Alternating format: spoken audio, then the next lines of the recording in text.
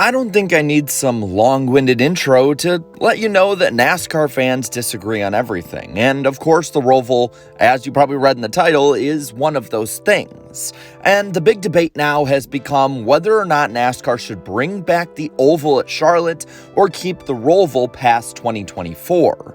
And with that, you have a lot of people bringing different points from different sides, and I felt like trying to at least bring those together and see what we can bring up and maybe who thinks what on what issues, and maybe give you guys a wider scope on either your side or somebody else's. So let's get into it. Starting out, let's look at Team Oval. See, a lot of people have been really into Charlotte Oval's corner since the next gen has been the main car in NASCAR. For years, the Oval was one of the more boring tracks on the circuit. It was just another cookie cutter track, and the cars did not race too well in that Gen 6 era. But now with the Gen 7 or the next gen car, Charlotte has been probably a top tier track. One of the 3 or 4 best races every single year in 2022 and 2023. And the Coke 600 in a lot of ways has been reborn and looks and feels a lot like a crown jewel again compared to how it did throughout the Gen 6 era as a whole. We have 2 great years of racing at this track to look at, and many people want it to go back to the way it was before. To have the All-Star race there for a 2-week bye for those in the industry basically while still working, and also have that playoff race. And while we've had 2 great years of Charlotte racing, we've also had 2 great years of intermediate track racing. It has been a staple of mine every year to go to Kansas. I love going to the races there. It's almost always a good and entertaining weekend. And now with the next gen car, it's become a destination track. I went to the spring race and the feeling was electric. Then going to the fall race, I had a similar feeling, and maybe while not having the sparks and crazy fights that the spring race had, you still had a really entertaining race and something to write home about. And in my opinion, the 4th straight out of 4 that was a good race at this racetrack. It's really become, in my opinion, a need-to-go-to track for every NASCAR fan if you want to watch good racing. And Charlotte is the same way. I think if Chicagoland ever came back, it'd be the same way. I believe Atlanta would have been the same way. And you see it basically throughout. Even Texas has been improved, whether fans want to admit it or not. Many fans have been won over now to the oval side because of this great racing.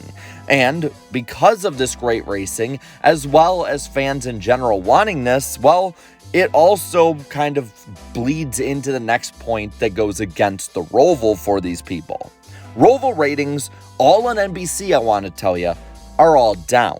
In 2018, this race had 3.2 million viewers. Now, as of 2022, about 2.4 million. Down 6% from the year before in 2021, and down 26% since the first Roval race. And it's been consistent every year, down 6% in 2019, 8% in 2020 and 2021, and 6% last year. And based on the trends of Talladega, as well as the majority of the playoffs so far in 2023, I'm not really too confident that more people watched this year than last. Many say that you just need to bring back what worked. People don't want to watch this kind of road course racing, especially at a track that's not meant to be one, and that they would probably watch on the oval. Now, when you look at the racing and maybe, I guess, if you want to say legitimacy of the playoffs with it, it'd be a less chaotic end to the round of 12, but it would still be fun.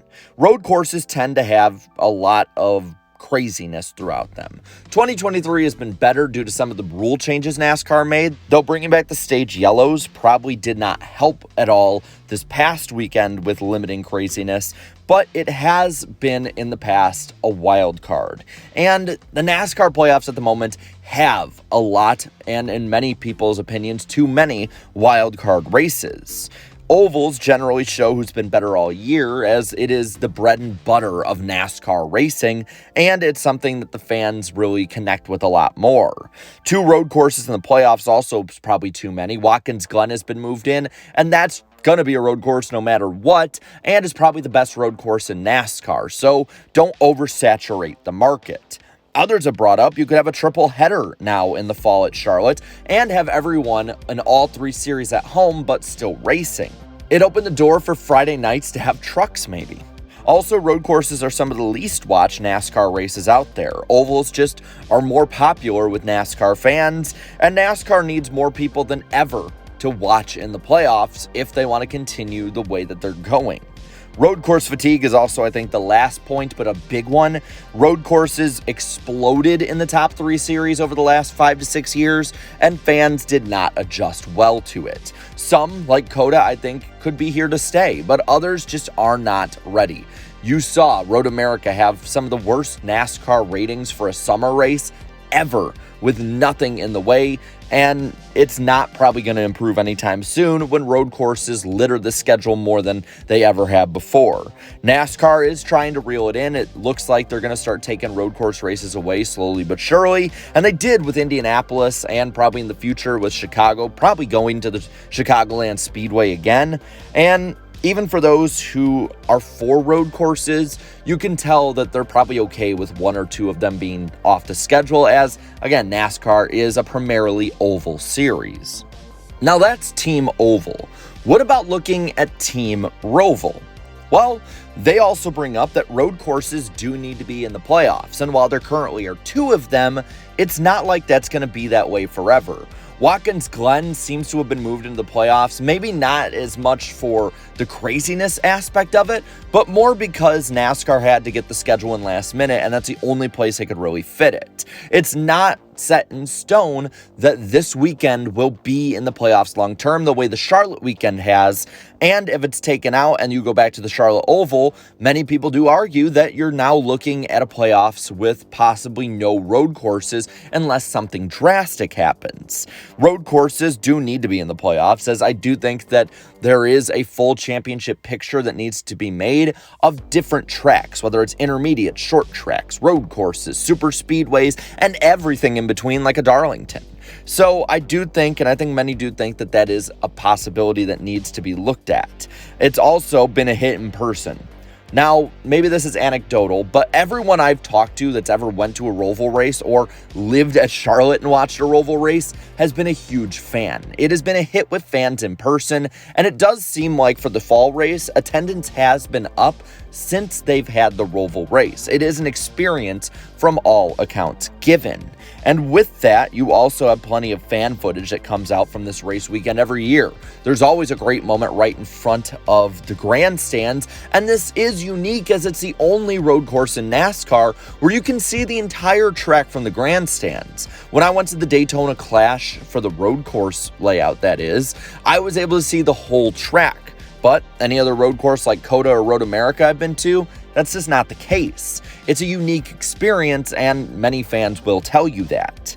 Also, the unpredictability of this race is a seller for many to end this race on the round of 12. That way, you keep up intrigue till the checkered flag finally flies. It's not very often that you go into the Roval and you come to the final stage or the finish, and most of the race is decided, or it's looking pretty decided. Whereas an oval race, many would argue that is the case more because you know who's going to be good or bad and what trajectory they're going in the first 2 stages, whereas the strategy play for the Roval and road courses is completely different. Anything could happen. And that feeds into the next point many bring up. There have been a lot of great moments, but 3 really stand out to me.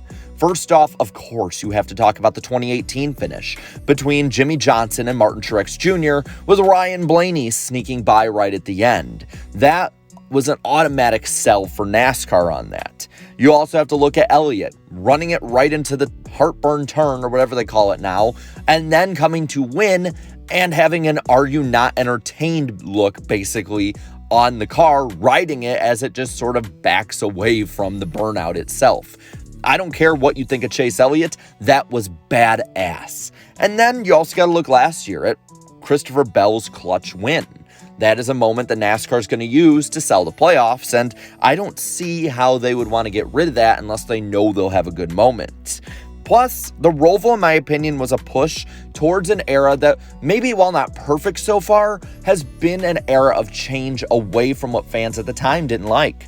Many forget that in 2018, fans were sick of the cookie cutters, even the good ones, and wanted them all basically either down to one date or removed from the schedule. And NASCAR started making big schedule changes, with the Roval really kind of kicking this off when it came to, I guess, a stake point in the ground to look at with it. It represents this new era and ingenuity that SMI and Marcus Smith had to try and spice something up and get fans entertained in one way or another. So it is going to be hard to move on from that. But I think a lot of people are saying, and the big one here on this is twofold. Don't overreact. Firstly, to road course fatigue. Don't change it due to NASCAR jumping the gun, because they might just want it to go back after that, or it might just be a flash in the pan that the oval racing is this good, and that the racing can improve with the package. The package right now for short tracks and road courses, I'm not going to sugarcoat it, it's awful. It is not very good right now, and it needs immense improvement. And many will argue it's inevitably going to get better. The Gen 6 had similar issues with super speedway racing, and by the end of the era, we had what many will argue to be the greatest super speedway racing in NASCAR history. So you don't want to jump the gun on this just because the package is bad. As many will point out, that's the entire reason why NASCAR and SMI left the oval to begin with. Package wasn't good, wasn't delivering for fans, so they needed to try something new, and road course racing with the old car was entertaining, and it was chaotic, and it's what fans wanted at the time. So it is definitely a pendulum swing, and many are arguing it's just going to swing right back, so let's ride out the bad times. But those are just the points many bring up. Now I want to pass it on to you and ask, what is your choice with this? Would you want it to be Team Oval? Go back to what worked. Or Team Roval? Stick with the new school? Or do you want it to kind of be interchangeable, similar to what people want with the Brickyard as well as the Indy Road Course, going every other year possibly to the road course layout and the oval layout? Let me know down in the comments below and have some good debates about it. And while you're at it, leave a like on this video, share this video, and subscribe to this channel for more great NASCAR content. Thank you so much to all my channel members for your continued support. And until next time, have a good one.